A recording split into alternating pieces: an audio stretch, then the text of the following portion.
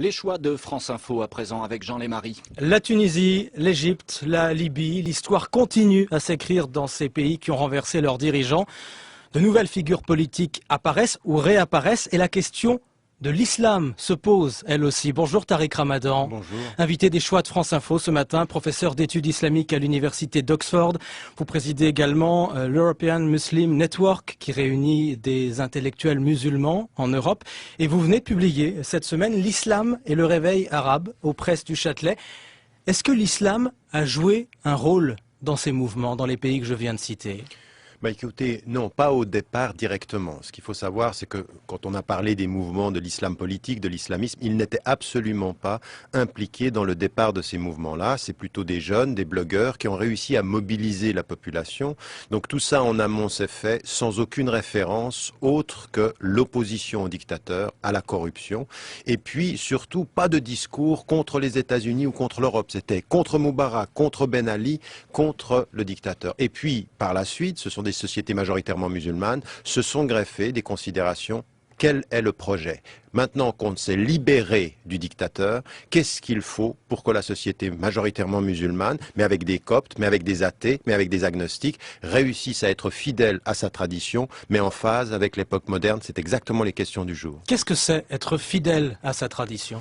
Alors justement, c'est là où je dis dans le texte, il faut absolument que dans les sociétés majoritairement musulmanes, on sorte de cette polarisation simpliste qui oppose les laïcs aux islamistes pour qu'on revienne aux vraies questions. Ce sont des sociétés majoritairement musulmanes qui ont une histoire, mais cette histoire, elle doit être fondée sur des principes qui sont pour moi inaliénables. L'état de droit, la citoyenneté égalitaire, l'égalité des droits des hommes et des femmes, ce que je défends, et qui doivent, de ce point de vue-là, poser la question aussi de l'éthique musulmane, c'est-à-dire comment est-ce que l'on fait pour garder une référence qui soit certes religieuse, mais qui ne soit pas une imposition du religieux sur les choix des peuples. Mais une référence religieuse tout de même. Mais elle est là, vous ne pouvez pas...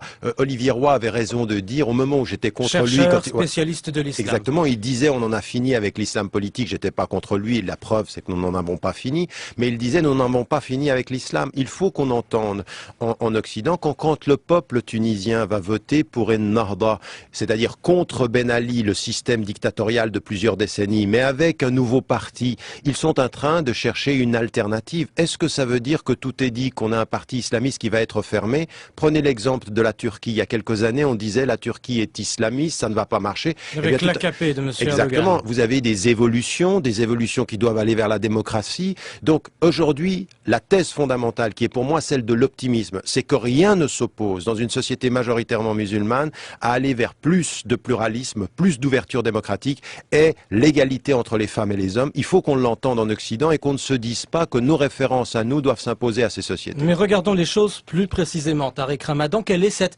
référence islamique dont vous parlez dans ces pays? Alors pour moi, c'est effectivement toute la question éthique, c'est-à-dire qu'aujourd'hui, quand nous regardons ce qui se passe du point de vue de l'éducation, on ne peut pas continuer à avoir une référence musulmane qui produise de l'éducation où on répète les choses, où on est dans une tradition littéraliste et fermée. Il faut une vraie réforme de l'éducation. Mais toujours une référence musulmane. Non, mais on part de ça de toute façon. Même ceux qui sont les laïcs aujourd'hui, regardez ce qui s'est passé, même en Tunisie, on n'est même pas allé contre l'article 1 qui faisait référence à l'islam. Donc, on ne peut pas, dans une société majoritairement musulmane, s'en sortir sans. Mais par contre, ce qu'il faut, c'est quel type d'interprétation, quel type d'éducation. La vraie question qui m'intéresse aujourd'hui, c'est qu'on a un vrai potentiel dans les traditions culturelles arabes, mais aussi musulmanes, de lutte contre la pauvreté, d'éthique dans l'économie. C'est ce que vous appelez la valeur ajoutée de l'islam, mais encore une fois, est-ce qu'elle a sa place dans le paysage politique qui est extrêmement varié, en Tunisie notamment? Il y a les laïcs, il y a les islamistes, immense variété chez les Tunisiens. Tout à fait, vous avez parfaitement raison, mais bien sûr qu'elle a sa place. Toute la question est de savoir quel type d'interprétation? Est-ce qu'on va aller vers... La religion et la politique? Non, pas la religion, la politique. La référence religieuse comme inspiration éthique à l'engagement politique. Mais c'est vrai dans toutes les sociétés majoritairement musulmanes. Aujourd'hui, il ne faut pas, surtout pas tomber dans ce qui implicitement ressort de vos questions. C'est-à-dire que dès qu'on aurait la référence religieuse, on aurait l'idée de la confusion des autorités. Absolument pas. Je suis pour la séparation des autorités, de l'autorité de l'État, d'un État civil, c'est ce que je défends, l'Occident, par opposition à un État qui serait sous la coupe d'une autorité religieuse. C'est pour ça que je suis critique vis-à-vis de l'exemple iranien. Mais ça veut dire en même temps qu'il faut que dans la société civile, on ait des interprétations qui soient nouvelles, qui soient fondamentalement basées sur la solidarité et la justice. Des choses précises là encore. En Libye, la polygamie ne sera plus interdite, le divorce ne sera plus autorisé. Là, c'est du concret. C'est du concret, c'est du Qu'en tout faux. pensez-vous? C'est-à-dire que je suis tout à fait critique par rapport à ça et que je pense que c'est une manipulation politicienne de Mustapha Abdel-Jalil qui veut montrer à son peuple qu'il n'est pas du tout sous la coupe occidentale, après ce qu'on lui a reproché, et qui dit, regardez, je suis même appelé à la charia, et puis qui dit une chose totalement insensée, la charia, ce serait la polygamie. Mais qu'est-ce que c'est que cette réduction grave, dangereuse, totalement en opposition avec ce que je peux défendre, mais il veut montrer une chose, c'est qu'il veut dire à son peuple, je ne suis pas sous la coupe occidentale, et l'Occident veut dire, regardez, nous ne sommes pas impliqués. Derrière tout ceci, c'est autre chose qui se cache, à savoir des relations en Libye, entre l'Occident et le nouveau régime, qu'il va falloir étudier pour ce qu'il est. C'est-à-dire que la Libye a été certes libérée d'un dictateur et il fallait que ce dictateur, pour moi, disparaisse. Je suis tout à fait aujourd'hui prudent sur l'avenir de la Libye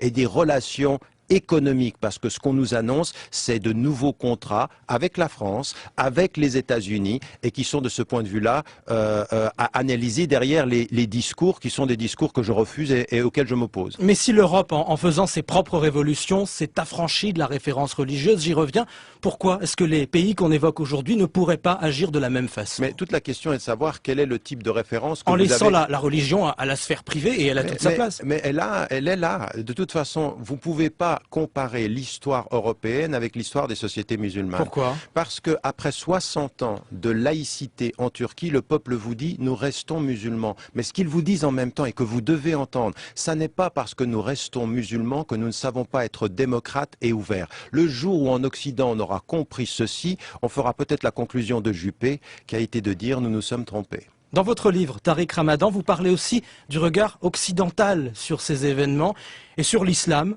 plus largement.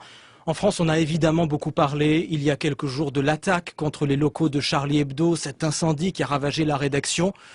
Cet incendie, cette attaque, est-ce que vous les condamnez? Ah oui, complètement. Il faut condamner ceci. Il faut se battre pour la liberté d'expression. Dans l'ouvrage, d'ailleurs, quand je parle des sociétés majoritairement musulmanes, et je dis et j'étudie les crises, je dis qu'effectivement, cette notion de la liberté d'expression, elle va être fondamentale. On ne peut Même pas... pour un journal qui se moque de la religion. Ah oui, non, mais de toute façon... Même pour un journal qui met Sharia Hebdo au lieu de Charlie Hebdo. J'ai aucun problème avec ça. La seule chose que j'attends de Charlie Hebdo, c'est qu'il traite toutes les traditions et tous les individus. Il n'épargne pas le catholicisme. Il n'épargne pas le catholicisme, mais il y en a d'autres qui l'épargnent. Je vous rappelle qu'il y a quelques mois de cela, quelques années de cela, ce même journal a mis à la porte Ciné en ne respectant pas la liberté d'expression. Donc ce que j'attends d'un journal, c'est l'égalité de traitement pour tous. Mais dans votre question, à savoir est-ce qu'il faut l'accepter? Oui, je dirais aujourd'hui que dans le monde majoritairement musulman, vous savez, j'ai pris position très clairement en Iran contre toutes ces dérives concernant à remettre en cause l'Holocauste, à ne pas laisser la liberté d'expression. Ceci est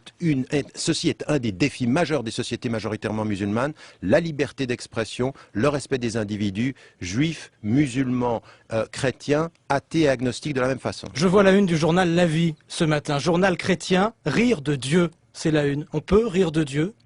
Ben, ça dépend de quel rire, disait Léo Ferré. Mais bien entendu qu'on peut rire de tout ce que l'on veut. Il faut simplement qu'on sache une chose. C'est que c'est pas simplement les musulmans qui sont comme ceci. Vous le verrez en Inde, vous le verrez au Sud, vous verrez même dans les chrétiens africains, le fait qu'ils n'ont pas le même type de rapport à l'humour, à la religion. Donc il faut tous que nous fassions un travail de distance critique. On peut rire de tout, essayons de la même façon de ne pas en rire n'importe comment, ça n'aide personne. Tariq Ramadan, l'islam et le réveil arabe, livre publié aux Presses du Châtelet. Vous étiez l'invité des Choix de France Info qui continue dans quelques instants. Merci. Merci de votre invitation.